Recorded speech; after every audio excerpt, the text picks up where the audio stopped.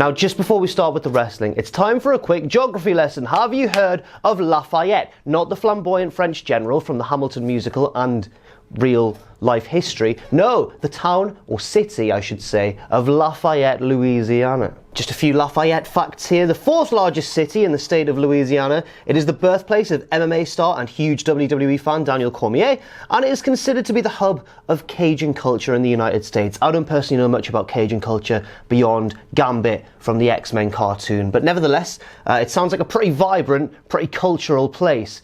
Yeah, they were in for a rough ride last night, judging by social media. That's right, it's time for Graded, and a weird Raw show, basically, one in which the main story was the perceived quietness of the crowd. Was that true? Was that false? And how good was the show beyond that? There's only one way to find out. I am Jack from Cultaholic.com, and it's time for Monday Night Raw Graded.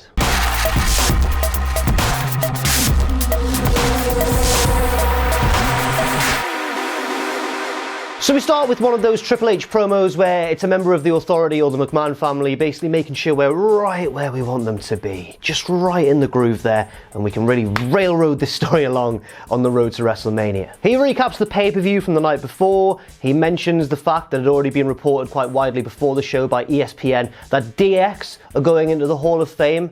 All pretty expected stuff. Then he does something totally unexpected. Triple H says that 4 NXT superstars are going to be making their Raw debuts right here tonight in Lafayette, Louisiana. And I was thinking, oh, who's it going to be? Is it going to be like some lower down guys, maybe that sort of thing? No, it's Gargano, it's Black, it's Ciampa, and it's Ricochet. 4 of the biggest stars in NXT right now, and I want to say probably 4 of the best wrestlers in the entire world right now as well. What insane news. Then he just leaves, then he goes, oh yeah, and there's going to be a tables match between Strowman and Corbin, right, bye. And I was like, what? Right, let's try and grade this. I'm going to give it a B+. It was certainly different and exciting for Triple H just to go, oh yeah, by the way, 4 of the biggest NXT stars are going to be dropping by this week, lads. Right, see you later. That was cool. I was like, where did that come from? The DX announcement was cool as well. I enjoy the fact that DX are going into the Hall of Fame. I was a proper DX kid when I was starting to watch wrestling. I'd rather that Chyna probably went in on her own one year, but this is certainly better than nothing. And at least finally she's going into the Hall of Fame. And my boy X-Pac as well. Make some noise, X-Pac. So now we open the show wrestling-wise with Strowman versus Corbin in that tables match, basically a rematch from Elimination Chamber the night before, but with the no DQ stipulation replaced by the slightly different table stipulation. The story of the match is that Corbin can keep up with the much larger and stronger Strowman, just because Strowman is still beaten up and injured and all taped up from the night before. So Corbin works the injured ribs, he stalls a bit, uses sneaky tactics, but eventually he gets caught by Strowman and driven, power slammed through a table in the corner, and that's it. Yeah. Right, this might sound a little bit shockingly low, but I'm going to give this match a D+.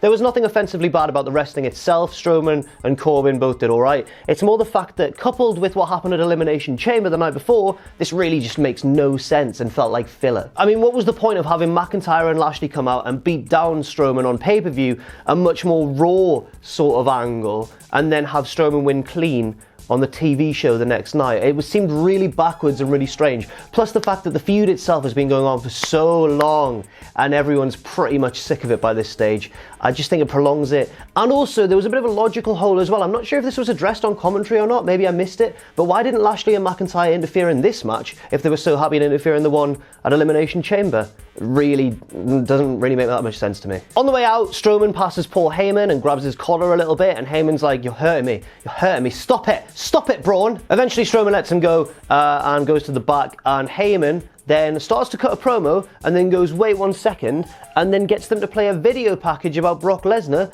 narrated by himself. So he goes, hang on, I'm gonna let this video package do the talking for me, and the video package features him really prominently. As the kids say on Twitter, weird flex, but okay. The video package is all about Brock's dominant history in wrestling and in MMA and how, you know, he's just unstoppable and that sort of thing. Then it goes back to Heyman live in the ring and he questions the fire in Rollins' soul and says there's no way he can win at WrestleMania and all this sort of stuff. But then he's cut off by Finn Bálor as we go to a commercial break. So I'm like, ooh, let's see what sort of interaction Bálor and Heyman are gonna have. And then we get back to it and Heyman's just left. He's just buggered off. Again, this sounds really harsh, but I'm also gonna have to give this one a D+. Like, it was a fine video package. I enjoyed it. It was well made. Heyman narrated it well, but the whole segment was weird and felt like it had just been accidentally dropped into the show from a different show or a different part of the night or whatever. Like the whole thing with Heyman coming out, interacting with Strowman a little bit, doing the promo, and then leaving because Bálor's cut him off. It all just made no sense, and it felt like some things had been really shifted around on this show. I couldn't get away from that thought. So then Finn, right, this is the first time that I really started to notice that the crowd were going to be a bit of an issue tonight in Lafayette. Finn Bálor, the new Intercontinental Champion, grabs the mic and goes, "It's been a while since I've had one of these championships," and everyone goes, it's awkward, right? It's really awkward, especially with Finn falling into WWE's very sort of stereotypical babyface mold. There's a few that have broken out of it a little bit, but Bálor is very much the smiling, do-good babyface. Oh, one of these championships, and everyone's just like, It is very awkward.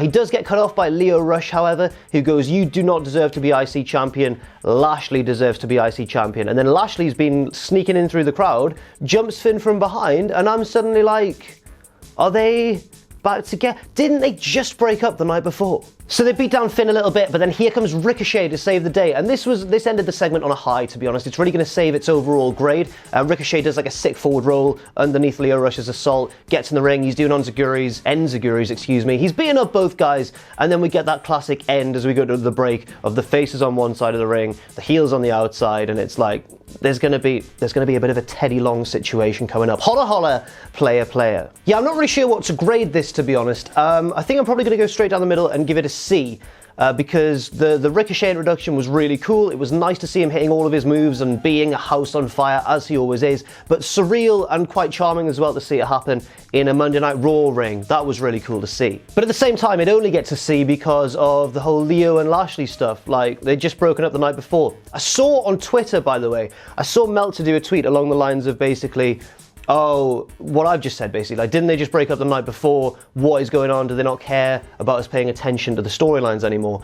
And I know it's cool to, like, rip on Meltzer sometimes when he said something stupid, but everyone was dogpiling on him, saying stuff like, if it happened in New Japan, you wouldn't be saying that, Dave. If this angle was played out in the Tokyo Dome. And I was like, no, that's not the point. Like, he is correct. And then some people were saying, like, it's not that bad. The commentators, and they mentioned it. They were like, oh, Lashley was just angry in the heat of the moment, but they must have reconciled. And I was just thinking, just because it's been lampshaded by the commentators doesn't mean it's good, and doesn't really necessarily mean that it makes sense either. It really, really took away from this segment for me. So then we get the tag match itself, Ricochet and Finn against Lio and Lashley. And to be fair, it's pretty good. It's laid out exactly as you would expect this sort of match to be laid out, especially considering that this is Ricochet's main roster debut. So he gets some early offense in to show off his athleticism and really wow the crowd, even if the crowd weren't particularly wowed, but that's on them. Then he tags in Finn. Finn becomes the face in peril, and eventually Ricochet has to get the hot tag back. Clear house, both the baby faces run wild, it all breaks down a bit, and eventually Ricochet picks up the victory with a nice 630 senton as well. Very good stuff. I'm going to give this match a B. It deserves a higher grade, really, given the work that all four guys did. They all look pretty good, but the crowd really took away from this match for me. This was Ricochet's main roster debut, and whenever someone makes their debut, you want to see people lose their minds, especially if you know that wrestler from their pre-main roster work or their pre-WWE work. You want to see the crowd, you want to see new people who aren't familiar with this person be like, who is this guy? I want to see what they can do next. Instead, the crowd basically sat on their hands, and if Ricochet did a big flip, they'd kind of go, oh, it's quite good, that. And it's so strange to see, especially after years, personally, of having watched Ricochet wrestle in front of like an appreciative New Japan crowd, or a really excited Lucha Underground crowd, or a passionate NXT crowd, or when I've seen him live, like in my own work experience, like in the UK, seeing him in front of loud, raucous English crowds as well. It's been fantastic to see. And then he reaches the biggest stage of his career, Monday Night Raw, and people are just like, oh, he's done a bloody somersault, Janet. Look at that. Next up, the Lucha House Party, represented by Lindsay and Grand Metalik, against Hawkins and Ryder. And if Ricochet and Finn can get the crowd involved, you've got to feel sorry for these guys, because realistically, what hope did they have? I like the guys in this match too, and I like the storyline of Hawkins and Ryder looking for Hawkins' first win in ages. I like the storyline. It's captivating. It's the right sort of storyline for a lower card kind of superstar. I think it's really good and really effective, but not in front of a crowd like this.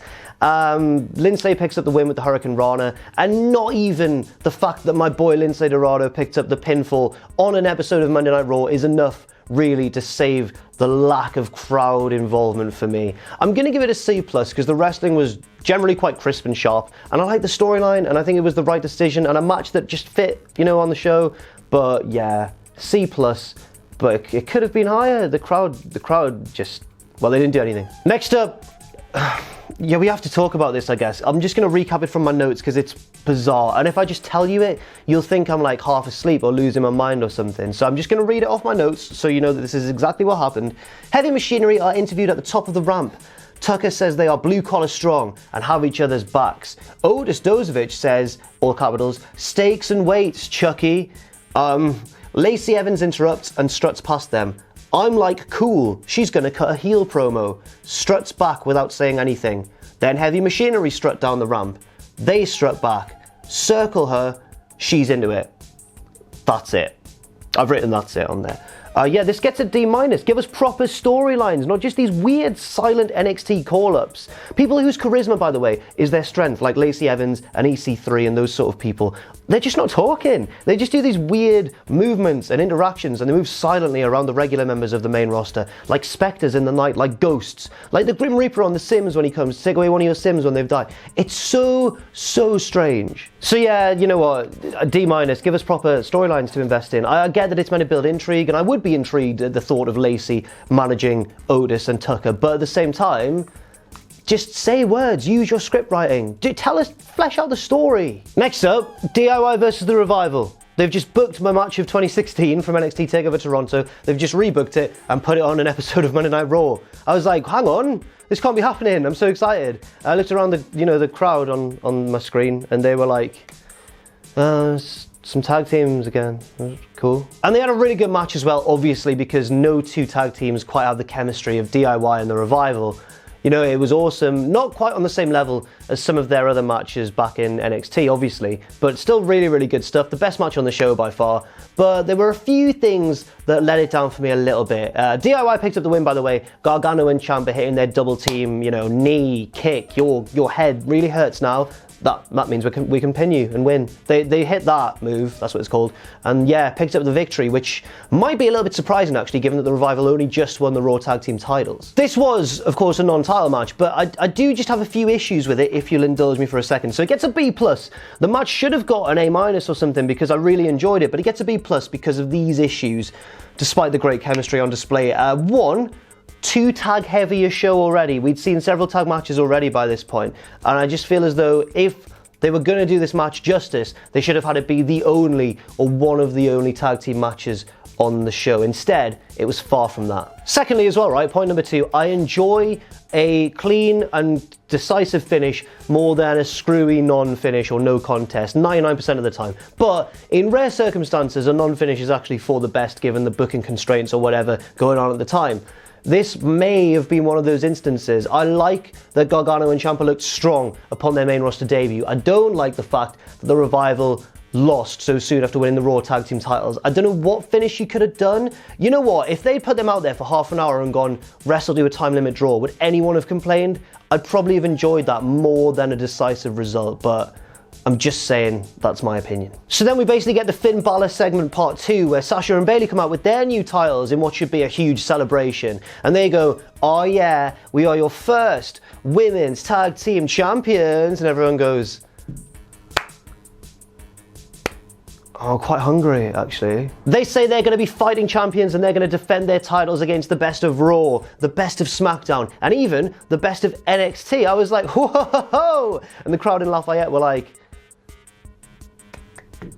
oh, my back hurts. They're eventually cut off by Nia and Tamina, who weren't even the runners-up in the Elimination Chamber, so I don't know why they're at the front of the queue, but they're like, you're about to eat your words right now, tonight. They were like, you got lucky at the Elimination Chamber, but your luck's about to run out. How do Nia and Tamina intend to ensure that Sasha and Bayley's luck runs out? They slowly charge the ring, and Nia gets absolutely schooled and almost locked in the bank statement, and Tamina has to save her in about 10 seconds. What? Yeah, this gets a D for me, unfortunately. Sasha and Bayley, as wonderful as they are, and as huge a fan as I am of both of them, They're not the most natural promos in the world, are they? That's fine, sometimes they do quite well, but this was awkward given the lack of response they got from the crowd, which is partly not really their fault. Nia and Tamina still being in the front of the queue does infuriate me a little bit, and the whole segment just made Nia and Tamina look rubbish as well, so I don't get why they're meant to be the number one contenders, or the de facto number one contenders, if they're just going to get schooled by Sasha and Bayley immediately. There wasn't really any sense of danger here. Next up, Dean Ambrose versus Drew McIntyre in a match that was set up in a backstage segment earlier in the night, because Drew was talking to Triple H, Dean came up and just slapped him in the face, and Triple H was just like, booking a wrestling show is easy, stuff like this is going on all the time, yeah, you two have a singles match later on. Bloody easy day at the office for me. It was an easy day at the office for Drew McIntyre as well, who won in about a minute and a half. He caught Dean coming off the top with a Claymore kick, waited for him to get up, second Claymore kick, 1, 2, 3. Oh, Dean. Oh, Dean. I'm going to give this a D+, actually. I was going to give it a much lower grade, but I can't argue with WWE's logic, They know that Dean's leaving. We know that Dean's leaving.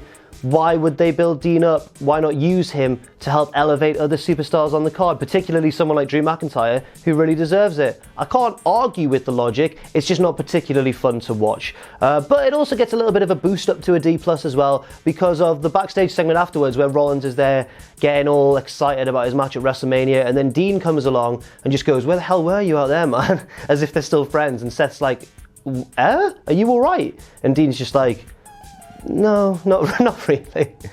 And I found it quite relatable, to be fair. Poor Dean. I felt like that watching the show as well. Next up, Elias comes out and tries to just get some life out of the crowd, man. Just tries his best. And he's cut off by Aleister Black, the final NXT debutant of the night. He comes out and it pretty much goes exactly as a Black versus Elias match would go if you had to write it yourself. Basically, Black gets in quite a lot of his offense, shows off some flashy moves for the crowd who, you know what they're like, by this stage. Elias, though, gets in a bit more offense than I maybe would have liked to have seen, but eventually Aleister Black picks up the win. He almost loses after taking some kind of like wicked knee strike or something from Elias, but hits the Black Mass and picks up the 1, 2, 3. I'm going to give this a C+. It was totally fine, the right decision for Black to win and that sort of thing, but at the same time, if any match should have been a quick squash, it shouldn't have been Ambrose versus Drew. It should maybe have actually been this one, because Elias is quite comedic. He can recover from being squashed like that, and I think it would have benefited Aleister Black more than it did Drew McIntyre, but it gets a C+.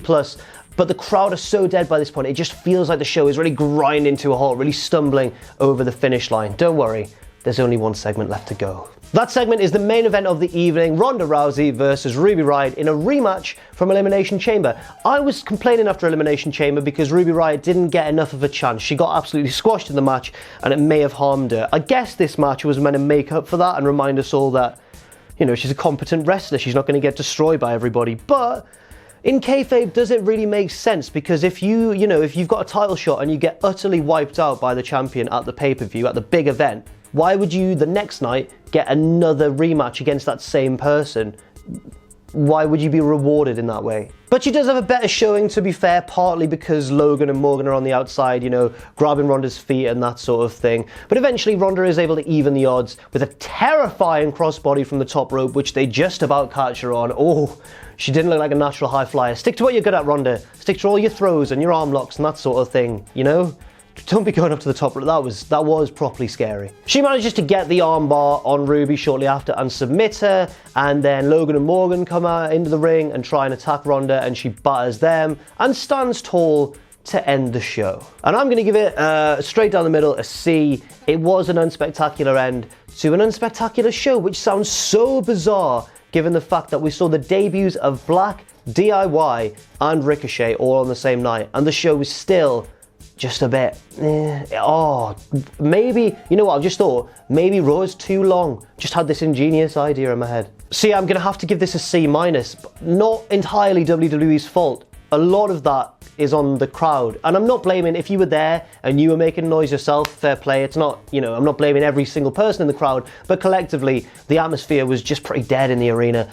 So yeah, it gets a C-, which is pretty shocking for a show featuring DIY versus The Revival and the debuts of Ricochet and Black as well.